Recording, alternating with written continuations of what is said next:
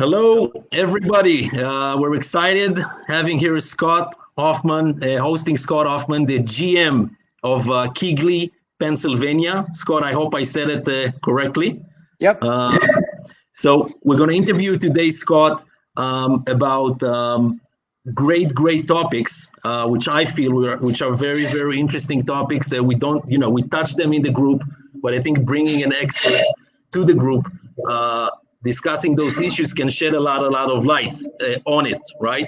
I would like also to remind before we start the session that myself and Chaim are doing Sunday in the nature, the discussing about wholesaling, focusing on the 4 points which will allow us to start going into the business. So whoever is interested, seeing me and Chaim on Sunday, feel free reaching out to us afterwards, and we'll be happy to see you on Sunday.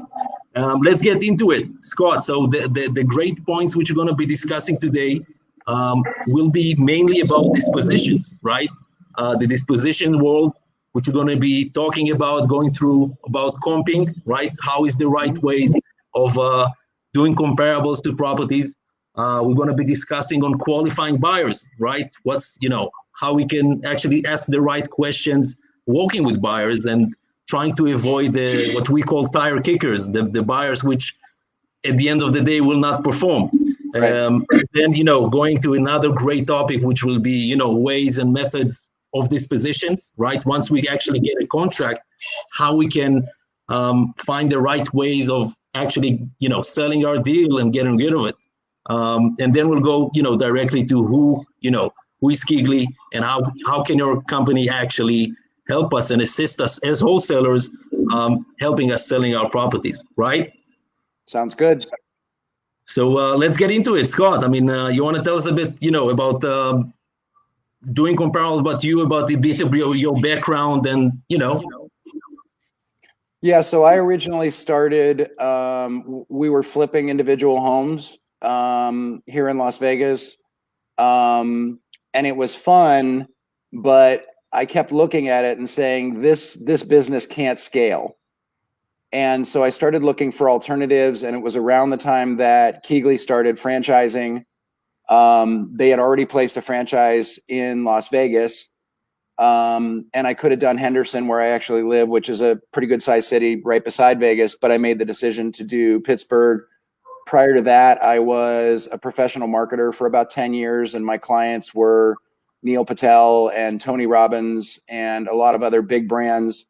And prior to that, I was a VP of sales, director of sales for about 20 years for big publicly traded companies. Beautiful. Thank you again for showing up, Scott, and allowing us to get some great knowledge and great content. Oh, no problem. As we were talking about before, my favorite parts of what I do are helping new wholesalers or existing wholesalers be more successful. And I also spend a lot of time kind of being an ambassador to real estate agents and kind of dispelling the myths that they might have in their head about who wholesalers are and how we work, and kind of bridging that divide between the two groups, because we really do complement each other. I agree. Unfortunately, in reality, sometimes realtors feel a lot of times that there is a type of conflict between what we do as wholesalers and, and what they do. And I think that's great, bridging that area. At the end of the day, working together can definitely benefit us much more. Yep. Scott, so let's talk about comparables, right? I think that's the basic thing when we approach, before we make offers and we approach properties which we identify as potentials. I think that's pretty much the basic. How the hell we do comparables in the right way? Yeah, I think the worst way to do comparables is using Zillow. And the reason is because Zillow is delayed, and it doesn't give a complete picture of what's going on in a neighborhood. The way it works in most markets is the agents put a property in the MLS, and then they make a decision about whether or not to do what's called syndication of that MLS listing. Some of them subscribe to syndication services. Some of them will do it as one-offs for a property. It's additional cost. So it might be $50 for the property, or they might be on a subscription that's a couple $100 a month. If they don't subscribe the deal, then most of the websites aren't going to pick up that listing. And that's from the beginning to the end. And then really the only way that Zillow ever finds that deal is from county records, which is after the property is recorded and it's significantly delayed. So that's kind of the worst way to do it. The best way to do it is to have MLS access, and I can kind of give you some tips for how to work with agents to develop that. And there's also a couple of workarounds. Depending on which market your audience is working in, there's a tool called getprivy.com, which has a live feed into the MLS. They're in about, I want to say 15 cities right now, but they'll be nationwide in the US sometime in April. It's not an expensive tool. And it's like almost better than the MLS because you get to visualize comparables on the same screen as the property details that you're looking at. So you're really matching up like for like properties. Okay, that's great. And for the guys who just listened, we're going to put this name in the link in the comments. So whoever wants to find it afterwards, we'll be able to provide it to them. Yeah. Getprivy.com? Yeah, it's getprivy, privy.com is their URL. They're a new company. They were started by agents and brokers, and they're kind of cracking the code because they recognized a lot of people wanted MLS access and in some cases couldn't get it. So there's a couple ways to get MLS access. One, it takes a little bit of time to develop a relationship with an agent to the point where they have two options. They can share their MLS credentials, which they're not supposed to do, or they can set you up as what's called an unlicensed assistant. And you still have full access. The key with agents is to make sure that they understand that you're only using it as a comping tool, but you may also identify properties that you're interested in purchasing and that you would like them to represent you as the buyer's agent in those transactions. And that's kind of the bait. But the reality is that 99 out of 100 realtors aren't professionals, and they aren't doing a lot of business, and they really aren't even treating their business like a business. So right. you may have to sift through a few agents. The side step to that is one of two things. The first one is that you can find an agent, and I call it a reverse search. So if you live in a US city and you're thinking about buying a house just for your family home, you can have a real estate agent set you up on a search. And that's going to show you all the homes in the area that you're interested in with the number of bedrooms you want, or a swimming pool, or whatever the details are. And anytime a new listing comes on the market, you're going to see that come in an email, and that's all automated. But you can actually have the agent set up a reverse search. So what they can do is they can send you a search for all the properties that were sold, and you would typically do that for the last 6 months. And what you really want is a series of searches set up. So that might be like 2 or 3 zip codes at a time. And so what's going to happen is in the initial email that you get for each one of those searches, you're going to see every property that was sold in the last 6 months that fits your criteria, which is typically going to be 2-bed, 1-bath, 3-bed, 1-bath. And all of a sudden you're going to have these emails that give you the equivalent of MLS access, because you can sift through those properties and match them up and actually build a really good comp. Because the reality of our business is all of the money is made on your purchase. So making sure that you're buying right makes it a whole lot easier to sell a deal. And so the mistakes that I see wholesalers frequently make are comparable truly means comparable. So if you're working with a 1-story house, then you need to find 1-story comparables. If it's a 2-story house, it's a 2-story comparable. If it doesn't have a garage, you want to try and find comparables that don't have a garage, or you want to deduct $5,000 or $10,000 from value. And the other mistake is just going 3 miles out to find really big houses that were fully updated to inflate the comps. But the reality is that the end buyers, and especially like my institutional buyers, they're doing their own comps anyway. So there's no benefit to inflating the comps, as a promotional tool, because nobody believes them anyway, right? So you can get direct MLS access as an unlicensed assistant. You can ask an agent to set up reverse searches for you. Eventually, we'll all have access to Get Privy. And those are typically some of the easiest ways. The alternative is to ask an agent to comp addresses for you. The problem with that is that most agents aren't good at comping. And to really be a raging success in this business, you want to be a comping ninja. The better that you can comp, the stronger your buy price will be, but you'll also know where to position your exit price to get that deal sold quickly and at maximum value. Understood. Let me ask you this again. Let me ask you a question, because obviously the gold standard is to have MLS access, and you just gave us a few tips on how to get this MLS access from realtors. But what other free sites that you recommend? Again, you said Zillow is not the most accurate, because we both know that money likes speed, and we need to evaluate deals immediately. We don't have the time to send a realtor that it's in a different time zone to get back to us, because by the time we get the comps, somebody else got the deal, and we out of the picture.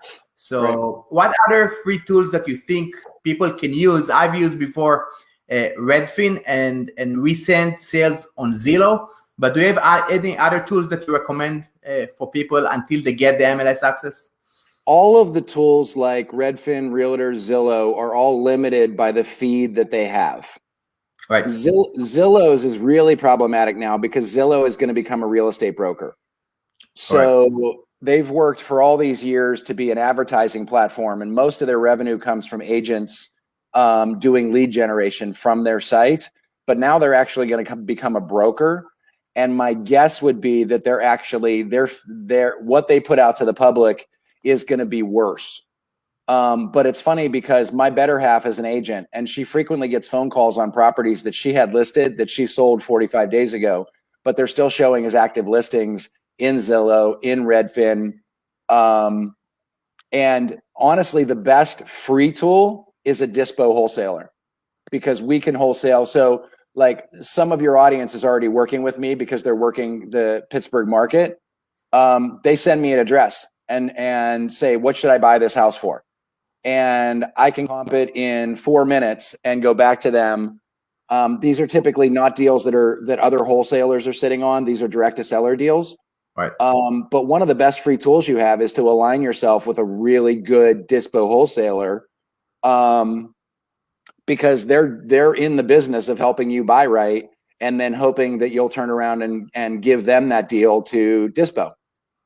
That's a great point. Again, the need to trust that individual, obviously, by giving the address and sharing with him that information, but that can be great on the ground intelligence from somebody who knows, exactly what's going on the ground. So that's a great point. Scott, another question: what should one do in the case that there are not enough comparables in that area? We're looking for apples to apples, like you said, potentially 3 months or 6 months. But if there is not enough activity around that property, what should one do? I mean, what's the best recommendations that you would recommend? The first thing that I do is I move distance, not time. So the best comparables are within a half mile and within 6 months, right? So let's say I can't find anything that's truly comparable in a half mile and within 6 months. I'm going to stay in the 6 month time window, but I'm going to go out a mile, and then I'm going to go out 2 miles. But I have to make an adjustment to those comps because I may be transitioning into a much different community, a much different area. And you're going to know that looking at the comparable pictures.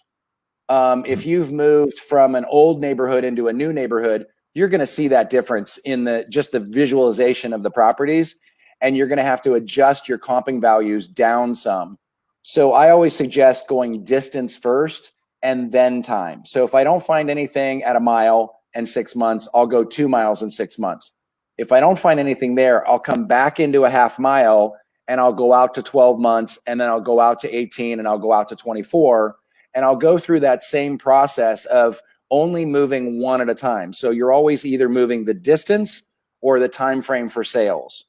And once in a while, I mean, I had one property that it didn't matter what I was doing because it kind of sat out in the middle of nowhere.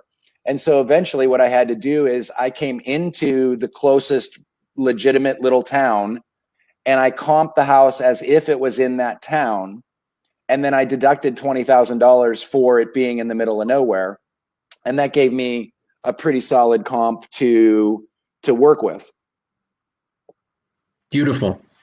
Okay. I think someone asked, I mean, MLS versus non-MLS softwares for comparables. I think you pretty much nailed it, talking about the free non-MLS comparables, which are less updated than the MLS ones, right? Yep. And you're always going to be, if you don't have direct MLS access in some form or fashion, you're always you're going to be comping like this. You're always going to be missing a big chunk of the puzzle. And with comps, what you're really looking for is fully updated comps, right? The true ARV value type comps. And, right now in the United States, it's really hard to find a city that isn't a seller's market. So the markets are really hot, which means properties are moving fast. So if Zillow is only updating every 30 days, you just missed a whole slew of properties that probably moved in the last 30 days. So you're always behind, and it makes it really hard to develop genuine comps. Gotcha. Scott, let's talk about qualifying buyers. Assuming we did the comps, we managed to make the right offer to a person. We put the person under contract, and now the time to make some money. Yep. What is when we put our contract out there, we're going to talk afterwards about different ways and methods on how to disposition. But we get calls in, we get messages from potential buyers. What do we say? What do we ask? How do we make sure we work with the right buyer? The easiest way to test a buyer, honestly, is will they do an offer with earnest money subject to a walkthrough? Because a legitimate buyer is not going to a legitimate buyer that's interested in a property is prepared to deposit EMD. Right. And it doesn't have to be a huge amount, but they need to have skin in the game. The other thing that I look for is my institutional buyers buy on math. So they don't care what color the carpet is. They don't care if there's a water stain on a wall or the kitchen and bathroom need upgraded. The reality is they know they're buying distressed homes. And so, and they're making an allowance for rehabbing that home in the first place. So everything for them is on math.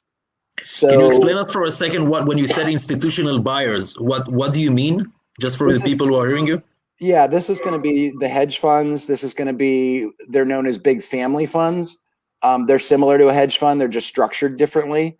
But these type of buyers are always going to have an acquisition manager who is the catcher of deals. The general rule for if you're going to disposition yourself, then you want to have 3 to 5 buyers for every area you're working in on speed dial, and you're training them to make quick decisions. The reality is if the property is occupied, whether that's tenants or owner occupied, COVID has made it really hard to do walkthroughs. And the old days of 20 wholesalers stomping through a property and then highest and best by 5 o'clock, that stuff's kind of going by the wayside. And a lot of it is just access to the property. So, you can use proof of funds as a qualifier. The problem is anybody can go to Google and find somebody that'll do a proof of funds for them. Right. It's the same in the retail market. Like to buy a home in the US, you have to submit a pre-qualification letter. But that letter was worthless the minute it was put on paper. And so is a proof of funds, because all it really says is, based on minimal information, we think we might be willing to say that this person is worth this much money. Or on the retail side, that this person can buy this much house. Everybody knows they're not, truly legitimate. It's not a bad starting point, only because a buyer that'll at least put the energy into getting proof of funds they're a little bit more legitimate. But the other thing is that I always ask the buyers very specific questions, and I say, there's no wrong answer to these, but you need to disclose. So the first thing is, are you an end buyer or are you a wholesaler? I don't care which one you are. I just need to know which one you are. And I always kind of warn the buyers, and I'm like, listen, if your status changes or you tell me you're an end buyer and then I find out you're a wholesaler, you're just going to fall off my list.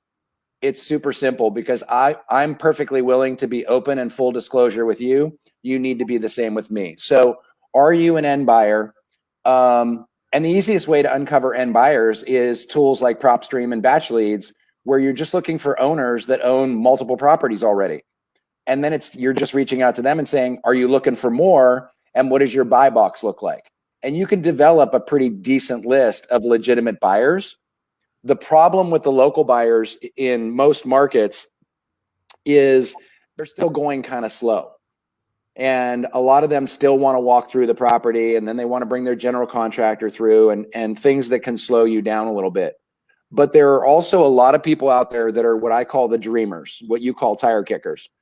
So they're hoping, without having done any advanced work with hard money lenders or private money lenders, they're hoping that they can figure out how to fund a deal after they've locked the deal up. And so that's why the earnest money deposit becomes such a big deal. So just because they gave you the best offer doesn't mean they're the best buyer. In many cases, I'll take a discounted price from a hedge fund buyer because A, I know the deal's going to close, and B, they go really, really fast. So we're off to the next deal. And so if it's one of those dreamers, the easiest way to filter them is, okay, you'll need to deposit earnest money. Here's the contact information for the title company. You'll need to have earnest money in with it, like by the end of business day today. And I'm going to give you, because I know the house is vacant, so I'm going to give you 3 days to walk through the house. At the end of 3 days, your earnest money, it's what we call, it becomes hard. So it's non-refundable. And that's probably one of the greatest filters, because the tire kickers, that will scare the crap out of them. Because what if they can't secure funding? A legitimate buyer isn't worried about $1,000 or $2,000 or $5,000 earnest money because they legitimately want to buy the house. They just want to get a look. The other reason to do that is because, again, we're trying to minimize the number of people stomping through an occupied home. And so if the only way they get to walk the house is to deposit earnest money and commit to a purchase agreement that is only subject to that walkthrough, that's a great filter. Because if you're ever in the city that you're virtual wholesaling in and you go to one of these open houses, there'll be 30 people stomping through a vacant house and 29 of them won't be legitimate buyers. There are some where I'll send one of my guys through a house that I'm curious about that another wholesaler has. But by and large, the most people that are showing up at those are kind of like the same people that show up at real estate auctions. Most of them are never going to buy anything.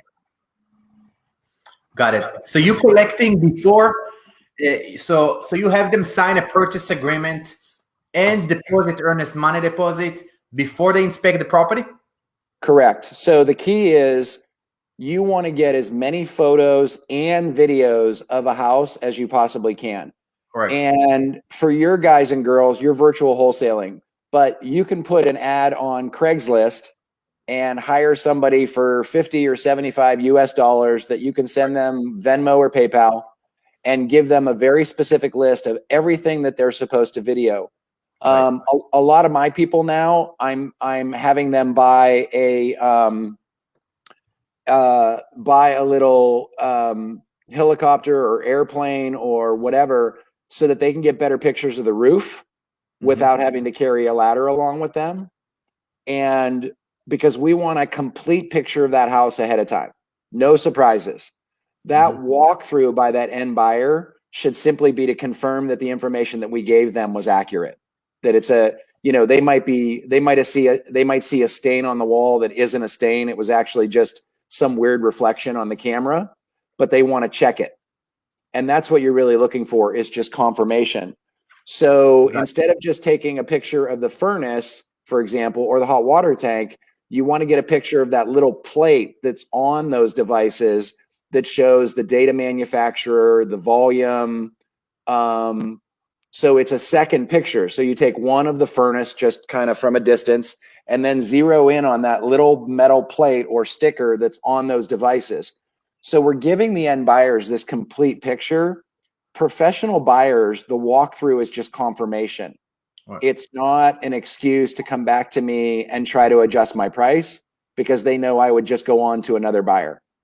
Got it. So would you bring 2 buyers? Because if you send it to few buyers that on your speed dial that you know that they're serious, how can you, again, would you bring 2 people and have them both sign an agreement and then have them kind of outbid each other to maximize the profit?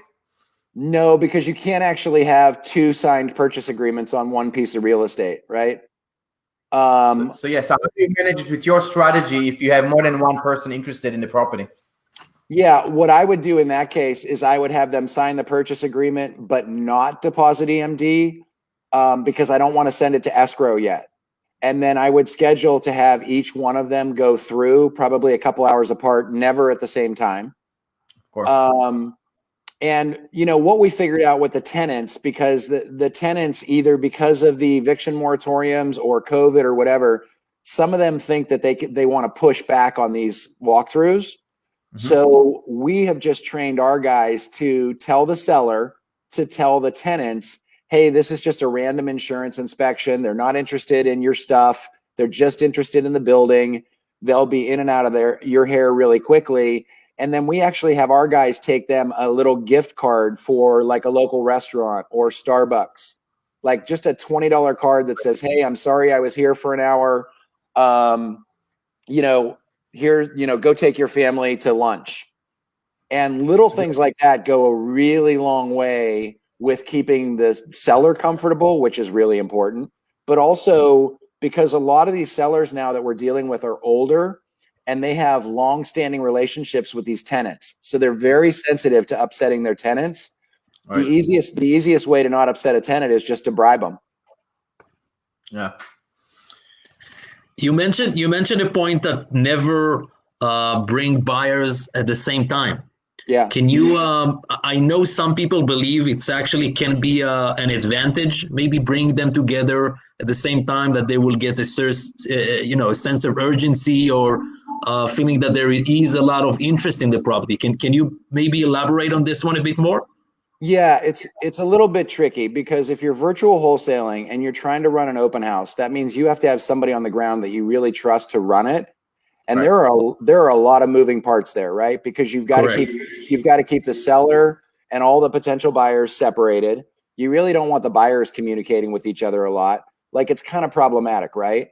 And this is, I think, the value of a disposition wholesaler is, generally speaking, when an address comes to me, I know the 2 or 3 buyers that I'm going to right away. And I've trained those buyers that they have to make quick decisions. So I'm not doing the open house. I'm not paying boots on the ground. I'm not disrupting tenants. I'm simply trying to get that property gone at the price that we want it to be gone at, which goes back to comping right? Because we bought it at the right price, and now we can position it to sell it at the right price. So the open houses I think they were the old way that wholesalers worked. I think that there's more and more virtual wholesaling going on. And I also think that if you take the time to educate local buyers, because they've had this luxury of being able to stomp through properties and then they come back with some offer that's even lower than your price, which is already, 50 or 75% of ARV or whatever it is. It's kind of, when you're making contact, it's training them and it's saying, Mr. Local end buyer, this is kind of the way our process works. And so I'll send you an address. I'll send you pictures that are full and videos that are full disclosure. And you're going to be on a really short clock because there's a lot of competition in this city right now. And some of that competition is institutional and they make really fast decisions.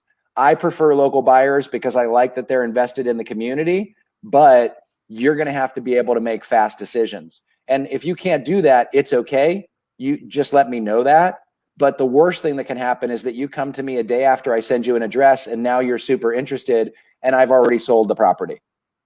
So part of it is conditioning those end buyers to a kind of a new world order, which is this whole stomping through the properties thing just has to stop, whether it's because of COVID or it's really not in anybody's best interest. I mean, if you go to an exotic car dealership like Ferrari or Lamborghini, they don't let everybody test drive, right? You got to like earn your way to a test drive. You got to prove who you are.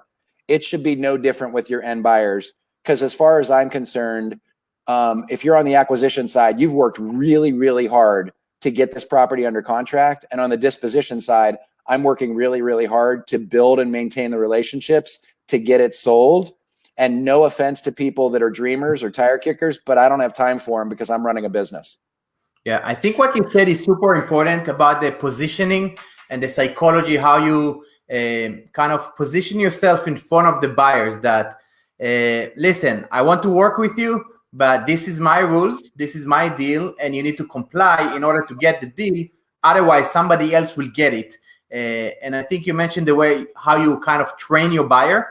Yeah, it's super important. So can you give tips? Because I really like the positioning aspect of the relationship between you as a wholesaler and the buyer, because sometimes buyers, you know, they are alpha personality investors and they kind of used to getting the shots, right? So how can you kind of set the tone with them and still being respectable? Yeah, so this is exactly what happened in Pittsburgh. So for years and years and years, Pittsburgh wholesalers did these open houses and last and best by 5 p.m. and they were doing pretty well with it.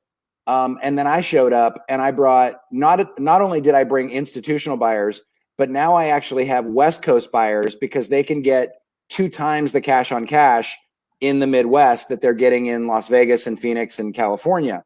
Right. Plus there's just so many people wholesaling in those cities that there's a lot of squeeze pressure on the gap between buy price and sell price, right? So what I'm telling them is a true story and it's happening in every city. So Mr. End Buyer, here's your competition. Your competition is an institutional buyer who does their own comps, knows exactly what their rehab budgets are based on square footage, and they're going to make a decision in a couple hours. And then they're going to do a post-offer inspection. They're going to deposit EMD prior to that, and they understand that that earnest money is going to go hard at the end of business the day that they can do that inspection. That's how this business is happening. What's fascinating that I've watched happen in Pittsburgh is just in the last week, I've had 5 local buyers that are completely disconnected from each other. And they've reached out to me and they've said, hey, I guess wholesaling is dead in Pittsburgh because I'm not seeing a lot of deals coming through, you know, my email blasts or text blasts or whatever. And I said, remember when we had a conversation 5 months ago and I told you institutional buyers were coming in and that these guys went really, really fast? There's a ton of wholesaling going on. The problem is you're not in the game because you're still trying to buy the old way. So are you ready to get in the game now? Because I'll be happy to put you on the short list, but you have to remember what the rules of engagement now are, which is you've got to make a quick decision. No, I'm not taking a 30% discount on my price. And your offer and your EMD are conditioned to a walkthrough. And every one of the 5 says, yep, I'm ready to play, because they understand that they're missing opportunities if they don't change the way that they buy. So with the alphas that you're talking about, because a certain number of the buyers really are high achieving alphas, I position it this way, and excuse my French, but I'm like, if you want to start kicking hedge funds' ass, then you need to start making faster decisions, and then you will continue to be the big dog, and everybody's going to know that you got that property. Mm-hmm. So I'm kind of playing to their ego, but what I'm really doing is building speed into this transactional flow, because that's what maximizes profit for me on the dispo side and for the acquisition wholesalers. There's nothing worse than, you know, we've got a couple properties now that I was super sure they were going to sell really quick, and then they didn't. And then they just drag and drag and drag. And finally, we got a couple of them sold, and we still have 2 that are lagging. And it's frustrating to me because I was really confident in our buy price and our exit price. And we just, the buyers are fickle. Like, they're a goofy bunch of people. And sometimes they'll just swim away from an obvious deal. And then a month later, they'll swim back. Yeah. That's the importance of actually having at those points a big buyers list, right, Scott? I mean, having also, does the size of the list makes a difference? I think it's the quality of the list over size. And I really think if you're going to dispo yourself, you need to build a pyramid. At the top of the pyramid are those 2 or 3 or 4 legitimate buyers that go fast, that pay cash, that keep their word, that don't jerk you around on price. That's your first phone call. And you give them about 90 minutes. And then you go to your second tier. And your second tier buyers that are still cash buyers, they might be a little bit slower, but they're really looking to add to their portfolio in a particular zip code or a particular area. And then I think that the bottom tier is the blast. When you get to the blast, you're already feeling pain, because that means that institutional buyers have already passed on that property, and there's probably a reason. That doesn't mean that you won't find a buyer in that group, but now, like, if you're just building an email blast list, you're not really vetting any of those buyers. So now you're back into the chaos of, can I just get this property sold? My 100%. Again, from my experience also, like I had maybe 3,000 people on my buyers list, but maybe I sold 90% of my deals to 5 people. Yep. So, and those are the 5, and they want that status of getting the first looks, whether they buy or pass. They just want to know that they're getting the first looks, and you want to constantly remind them that they don't get to stay in that special category for a year if they're not buying anything. Correct. Like they're going to have to explain why they slowed down. The fascinating thing is that I actually think that your viewers have kind of a unique opportunity. My understanding is cash on cash in Israel sucks. Cash on cash anywhere in the US is like 5 to 10x what it is there locally. So maybe you should be looking for buyers there and training them how to make fast decisions too. Most of the professional buyers are using property managers and local general contractors to do their rehabs and their property management. So you can be a virtual landlord the same way you can be a virtual wholesaler too. So you can also look to augment your buyers list with just friends and family around you that are looking for something to invest in. There is no sign in the marketplace that this seller's market is going to shift. And the reason is because nobody really wants to play with the interest rates, because that would send the country into inflation. But the bigger problem is right now in the United States, there are 2 million more qualified home buyers than homes they can buy. So just let that sink in. And obviously there's more in Texas, there's more in California, more in New York. But if you let that sink in, let's say my market, which is everything outside Philadelphia, that probably means that there are 5,000 families looking for a house that can't find one, but they're qualified. The builders aren't rushing to build new houses. So when I'm talking to agents, one of the services I talk about is the fact that the professional flippers put properties back into the inventory, which helps with supply. The buy and hold investors, which are the vast majority of Pittsburgh buyers, are taking a property that is out of the rental pool and putting it back into the rental pool, and that creates more inventory on the rental side. Those are both wins for the marketplace, but we're not going to fill a gap of 2 million. So correct. I expect for at least 18 months to 2 years, nothing about this market is going to change. And what it's really doing is so if you're talking to a professional buyer, they already know that they're getting rapid appreciation on their buy price. And so from the minute they lock that price in, that home value is going up from day one, and it's going to keep going up. The difference is that flippers are trying to maximize their profit in a short period of time. Buy and hold investors are looking at 5, 10, 15, 30 years to get their investment. So they're very much two different birds. There's very little flipping activity in Pittsburgh, very little. It's mostly buy and hold. Las Vegas is the opposite. There's a ton of flipping activity going on here. Some of it good and some of it not so good, but there's a lot of it. The West Coast cities seem to have more flipping. And this is due to the COVID in Las Vegas. You mentioned about the flipping. This is due to the COVID. I mean, all the industry. I mean, the tourist industry, or it has nothing to do with it.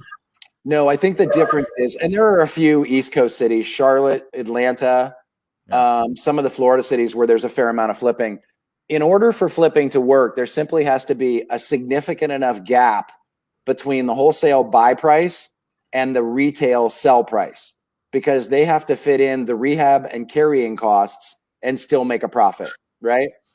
In cities like Pittsburgh, Detroit, Cleveland, Cincinnati, most of the Midwest, that gap just does not exist.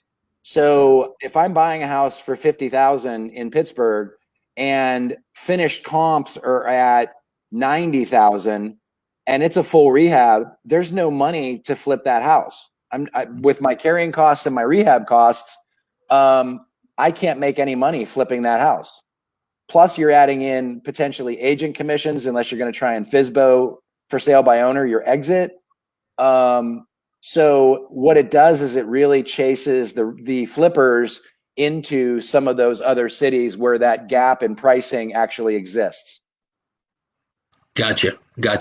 So we have some from the group saying, I'm in Vegas, we can JV. Vegas is a growing big. Everyone is running away from Cali to Vegas because of the fires. That's the comments we're getting from. Well, I think it might be the politics more than the fires. We have last year we had 50,000 people move from California to Vegas, and that's not including the people that moved from California to Salt Lake City or California to Phoenix. There's a lot of egress from California, and yet its real estate market is still just as heavy. I don't actually do deals in Las Vegas at all, even though I spend most of my time here. But KeyGlee does have a really active franchise here, and that's the person, or typically that you want to talk to in terms of JVing Vegas. The difference, just to give you an example of a deal, in Las Vegas, typically it's going to cost you somewhere between $200,000 and $240,000, including rehab, to buy and rehab a rental that you can collect $1,000 to $1,200 a month in rent for. In Pittsburgh, I can buy that same house and rehab it for under $100,000 and get $1,000 a month in rent. So when I talk about, and that's the same in St. Louis, that's the same in Louisville, that's the same in Cleveland. So when I talk about with West Coast buyers and investors about getting twice cash on cash, that's exactly the scenario that I'm talking about, where they can buy two houses that are collecting $1,000 a month for the price of one. Gotcha. Scott, let's talk about ways of disposition the properties, right? I get a contract. I want to put it out there. I want to get a buyer as soon as possible. What types of methods and techniques can we use to get exposure for our properties? Well, I'm kind of biased because I run a KeyGlee franchise. So I'll make a generalized statement. The fastest way to dispo properties is to partner with somebody who specializes in dispo only, or at least that's the focal point of their side of the business. And the reason is because you can hand that deal off and go find another one. And now the disposition of that property is really on that dispo wholesaler. That needs to be somebody that you trust. There's nothing wrong with dispoing your own deals. The problem is, if you don't have a really advanced and fully developed buyers list, and I'm not talking about 3,000 email addresses, but where you have like 5 buyers that go fast, the problem is that, so you get a property under contract, and so now you've done the AC, and now you're going to swing over and you're going to put your disposition hat on. So you're over here and you're dealing with buyers and you're trying to figure out if they're legitimate, and you're talking to the title company to confirm the EMD got deposited, but you're not back over here finding another deal.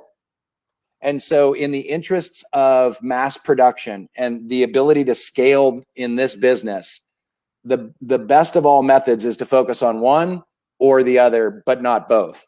So I don't do any active acquisitions at all. I'm not direct to seller. The only time I even interact with a seller is wholesalers will ask me to get on the phone with a seller. And sometimes that'll be because it's a sub-2 type deal where we're looking at creative financing. Sometimes it's because the seller just doesn't really, they just want another voice. And that's the only time I'm talking direct to seller, because I trust my AC wholesalers are out there hunting for more deals. And so what I'm doing is educating wholesalers, educating and developing relationships with agents, and dispoing properties. Other than comping properties, which I probably comp, I don't know, a dozen properties a day. That's my job. So there's no room in there for me to go direct to seller. And so it's really, but it's a good relationship because those acquisition people know that all they need to focus on is talking to more and more sellers, and good things will happen. Yeah. Gotcha. A lot of people, and again, I mean, it's not only the benefit of actually working with somebody who's you know, specialized in disposition. It's not only the ability to sell it fast, right? But also one should look sometimes on the actual price that he can get, right, Scott? I mean, that has also a factor into it, correct? Yeah, and it's a little bit tricky because if you get an extra $5,000 on a deal, but you spend 4 days dealing with buyers, was that $5,000 worth it? Because you don't have anything else on the other side of your pipeline. Because you can only be talking to a buyer or a seller at one time on the phone, right? So if you're talking to buyers, that means you're not talking to sellers. So the danger there is, and the worst part is, if that deal goes to escrow and they deposit earnest money and then the deal falls apart and now you're back at square one and you're looking at potentially doing an extension on your purchase. So all of those man hours are starting to add up. And then the question becomes, am I really maximizing my profit here? Because I'm trying to keep all of the commission on one deal. And it ultimately, it just doesn't scale well. Understood. Just to play a devil's advocate here, and to throw you a curveball here. So some people would say in such a competitive market, once you find, because the biggest issue in seller's market is to get the deal, is the acquisition side. Right.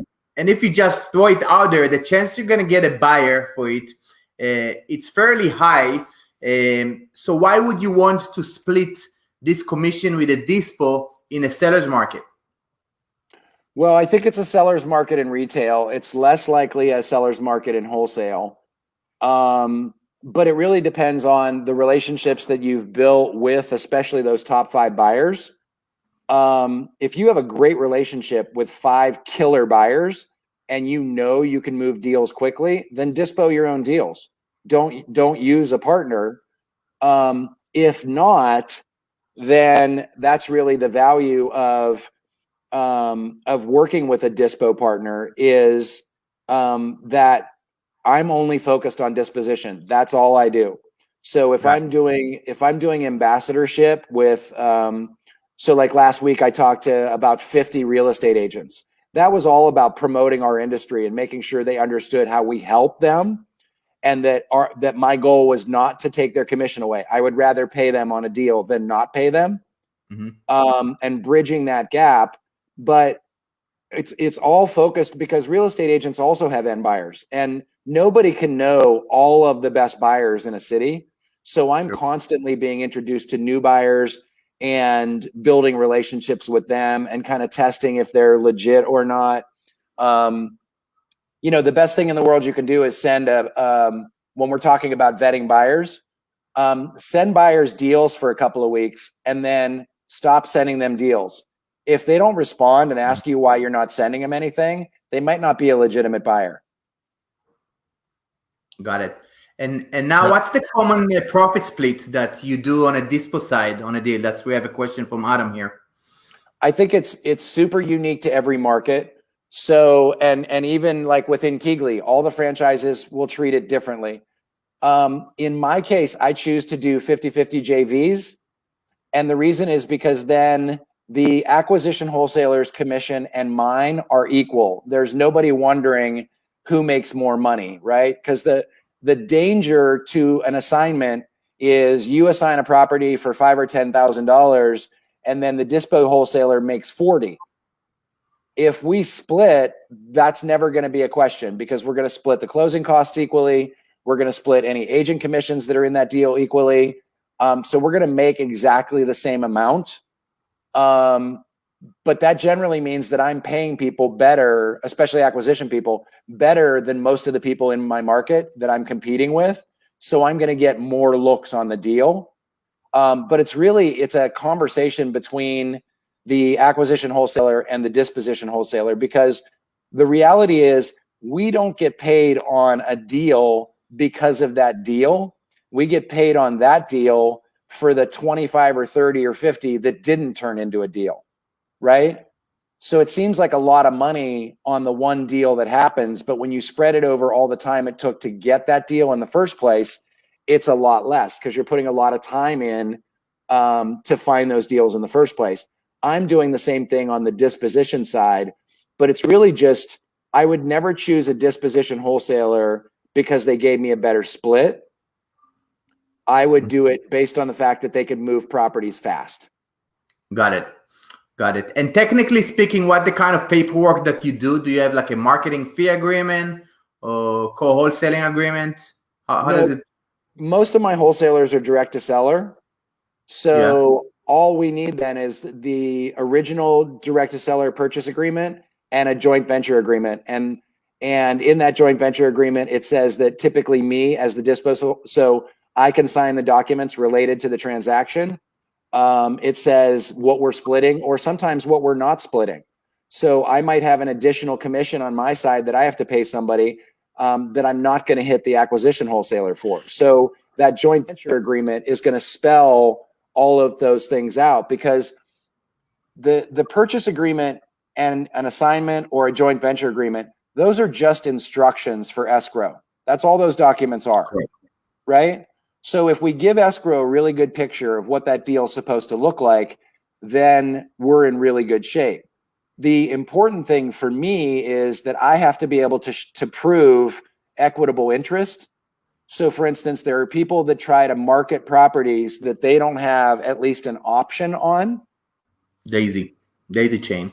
Yeah, and it's worse than a daisy because they don't even have assignments or options in place. And so I always, with my wholesalers, they have to deliver a copy of the original purchase agreement with the joint venture agreement. And I always tell my acquisition wholesalers, I don't care what you're making on the deal. Like, your buy price is your buy price. And if we're JV, we both know what we're both making. So it shouldn't be a problem to produce that document. If it's one wholesaler bringing me a deal from another wholesaler, the same rules apply. I still need a copy of that purchase agreement. Otherwise, it's not going to my institutional buyers, because I don't want to be in a situation where I didn't have equitable interest and now I've taken them a property and now I'm running around backwards trying to make sure that we actually have a paper trail that escrow will sign off on. Super important. So Scott, let's talk about a bit of what you do actually in, KeyGlee, which markets you're currently active, and, if somebody want to reach out to you, how can you guys actually, if somebody has a deal now in those markets, how can, if he needs assistance, or what's the way of working with you? What needs to happen? Yeah, so KeyGlee, we started franchising late last summer. We already have 50 franchises. We'll have 200 by the end of the year easily. We're operating so I have Pennsylvania other than Philadelphia. There's a brand new franchisee starting next week in Philadelphia. We're in an awful lot of cities. So we're in all of the Texas cities. We're in Durham. We're in most of the Florida cities. We're in all of Arizona at this point. We're in Vegas. We're in California. So we're spreading out pretty fast. And even some of the smaller cities, Pittsburgh, St. Louis, Cleveland, we are 100% focused on disposition. And we're also, so our training includes completing the Astro Flipping course and also completing the Sub 2 course from Pace, Morby. We have access to those guys, which is really cool. But we're also taught how to comp like crazy. And so all of this training is really designed so that we have kind of a master's degree in wholesaling, so that we can really be available to a wholesaler as a resource as much as anything. And sometimes, I mean, there are bad people in our business. There are people that if you send them an address, they'll try to go direct to seller and steal your deal, right? But Yes. but you cannot build a successful business based on fear. So you have got to develop relationships with people that you trust. The one thing I can tell you is a KeyGlee franchisee is not going direct to seller because they don't have time. All they're doing is comping and catching deals and getting them dispoed for acquisition wholesalers. And that's our whole business model. So even in the case of Pittsburgh, for example, where I'm going to start doing a lot of direct to seller marketing, I'm not doing that to work the deals. I'm taking those leads and handing them right back to the acquisition wholesalers that are showing that they're successful getting deals under contract and bringing them to me, because I want them to do more of that. And I'm willing to do lead generation for them. But that's a decision that I've made in Pittsburgh that every KeyGlee franchise might not have. It's pretty easy. If KeyGlee's operating in the city that you're virtual wholesaling in, it's pretty easy to find them because we tend to have a pretty high profile. And that's by choice. If somebody's looking for a new market that they want to go into, I'll give you an example. I need wholesalers in Harrisburg, Pennsylvania. It's not as big as Pittsburgh, but it's big enough for a wholesaler to make a really good living in. There are a lot of B type or C type cities where there's an opportunity for wholesalers to be really successful and have a lot less competition. In fact, in most of those cities, the vast majority of your competition will just be MLS type stuff. So what else? So our typical workflow is wholesaler texts me an address, tells me a little bit about the seller and their situation or the property and its situation. They might or might not have pictures, and they'll ask me, what should my buy price be? And then I'll comp the house and I'll tell them my best belief of where their number needs to be below. They continue to work. They get the property under contract. They get full pictures and videos for me. And then I go to work actually dispoing that property. From the time they have it under contract, typically the goal is that I have it out the door with an end buyer in a week or less. And that's an end buyer that I know could deposit the full purchase price in earnest money if they chose to. So that's really the goal from the KeyGlee franchisees, is to increase the velocity. And that kind of carries its own reputation. So the mothership is in Phoenix, and Phoenix does, 40 to 60 deals a month. And they're not doing any direct to seller. So that's only happening because they've developed really good relationships with the acquisition people to be able to get early looks at those deals, and that they've done a lot of work to have a really strong buyers list. Amazing. Good. So, and I think having, again, someone that we can call to and ask them, how much should I actually offer here? What's the price I should be getting that property?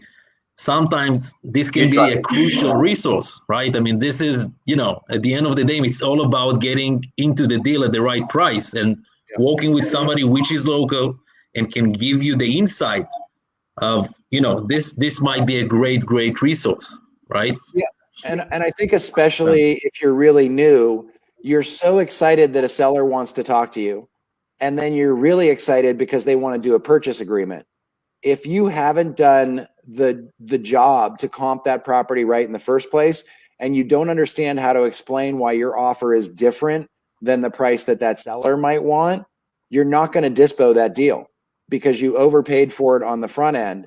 So the value in being able to partner up with somebody who can rapidly comp properties for you and say, this is where you have to be. So there's two places that we all make money in this business. It's the comping and buy price side, and it's follow-up. Sometimes a seller isn't ready today, but they're ready in 6 months. So they just go on the calendar and you check in with them every couple of weeks and you get to know them, and they start telling you stuff about their life, and you're you're adding layers to that relationship. And then when they are ready, you're right there and ready to catch the deal. And frequently it's just waiting for them to come to terms with the fact that you're right about the value of the house. I always try to position the market as the bad guy, right? If you're telling a story to a seller, in order for there to be a hero, there has to be a villain. And the villain that I want is the marketplace, not me, the greedy wholesaler. So I always start those conversations by saying, I don't decide what your house is worth, and neither do you. The marketplace does. So I've automatically pre-positioned the market as the bad guy. Mm-hmm. And then I say, this is what the market says your home is worth in its current condition. And then you go from there. It's a good tip. Good. Scott, if somebody from, I know you're already working with a couple of people in the group, Daniel, Itai, by the way, shout out to Daniel who, made the introduction, and actually he said, you can bring great value to the group. So this is how we actually connected and continue our chat, and here you are. How can somebody reach out to you? How can they communicate with you? What's the best ways of getting hold of you? So I'll give you my email address and my cell phone number, and they both work equally. Even if you're not working in Pittsburgh, if you're just trying to get connected to, for example, if you're just trying to find out if we have a KeyGlee franchise in your city. So my email is really easy. It's scott@keygleepittsburgh.com. And my cell phone number is 503-412-9923. And those are the easiest ways to get a hold of me. I travel quite a bit, but I'm constantly, like, I was sitting in an airport last night and I was comping properties. So, and I was signing docs on another property that was going into escrow. So the beauty of all this technology we have is that you can build a great business and really build it from wherever you want to be at any given time. And I would say the same thing to all of your Facebook group members that I say to anybody. I don't care where you're wholesaling. If you need help, or you just want to, like, there's a piece of the business that you're not sure you completely get yet, reach out to me. I don't care where you're wholesaling. I'm always willing to stop and spend time, because the more wholesalers we have in the business doing the business the right way, the more successful we're all going to be. Great. Scott, any last words, remarks for for our guys, or anything you want to be basically giving a message out to the people, inviting them to join you guys and start working with you? I think that as tragic as COVID has been, travel quite a bit. It has created such a huge opportunity for virtual wholesalers, because it has, without any effort on our part, it has created a reason that people don't want people in their homes. And even in a city like Pittsburgh, that's very much a face-to-face city, you can always connect with somebody that can be boots on the ground. But in terms of having those initial conversations and having people be technology comfortable enough to be willing to even entertain selling their house virtually, like, there's never been a better year than 2021. Like, everything has come together, and we have a market that is super hot across the country. If you were ever going to come into this business, or you were ever going to go hard, this is like the perfect storm for building out an amazing business. So 100%. Pittsburgh is definitely, guys, whoever's watching, keep an eye on Pittsburgh, and definitely Scott is a person that you should be connecting with. Scott, I want to thank you again for coming in, giving us some really, really good knowledge and nuggets on our business, and definitely I'm sure people get great insights from you.